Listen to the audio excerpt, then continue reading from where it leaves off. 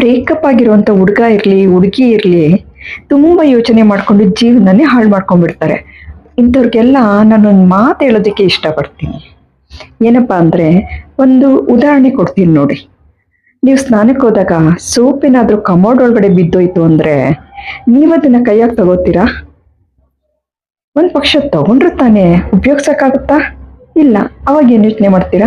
ಒಂದು ಹೊಸ ಸೋಪ್ ತರೋಣಪ್ಪ, ಈ ಮಾರ್ಕೆಟಲ್ಲಿ ತುಂಬ ಸೋಪ್ ಸಿಗುತ್ತೆ, ವೆರೈಟೀಸ್ ಆಫ್ ಸೋಪ್ಸ್ ಮತ್ತು ವೆರೈಟೀಸ್ ಆಫ್ ಕಲರ್ಸಲ್ಲಿ ಸಿಗುತ್ತೆ ಅಂತ ಯೋಚನೆ ಮಾಡ್ತೀರಾ, ಅದನ್ನು ಬಿಟ್ಟಾಕ್ತೀರಾ.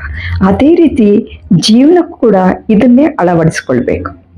ಮತ್ತೆ ಇನ್ನೊಂದು ಉದಾಹರಣೆ ಹೇಳಬೇಕು ಅಂದರೆ, ಇವಾಗ ಕಸ ತಗೊಂಡೋಗಿ ನೀವು ನೋಡಿ ಕಸದ ಬುಟ್ಟಿಗೆ ಹಾಕ್ತೀರಾ, ನಾಳೆ ದಿನ ಅದನ್ನು ಕಸದ ಬುಟ್ಟಿಯಿಂದ ತೆಗೆದು ಕಟ್ಟಿ ಹೊರಗಡೆ ಬಿಸಾಕ್ತೀರಾ. ಅದನ್ನು ಕಸದನ್ನು ಬಂದು ಕಸದ ಲಾರಿಗೆ ಹಾಕೊಂಡು ಹೊರಟೋಗ್ಬಿಡ್ತಾನೆ. ಮತ್ತೆ ಕೂತ್ಕೊಂಡು ನೀವು ಕಸದ ಬಗ್ಗೆ ಯೋಚನೆ ಮಾಡ್ತೀರಾ? ಆ ಕಸ ನನಗೆ ಬೇಕಿತ್ತು, ನಾನು ತಗೋಬೇಕಿತ್ತು ಅಂತ ಕಸದ ಲಾರಿ ಹಿಂದೆ ಹೋಗ್ಬಿಟ್ಟು ಏನಾದರೂ ತಗೋತೀರಾ? ಹಿಂದೆ ಹೋಗ್ಬಿಟ್ಟು ಏನಾದರೂ ಇಸ್ಕೊಂಡು ಮತ್ತೆ ಉಪಯೋಗಿಸೋಕ್ಕಾಗುತ್ತಾ ಹೋಗ್ಲಿ? ಇಲ್ವಲ್ಲ. ಅದೇ ರೀತಿ ಜೀವನ ಕೂಡ.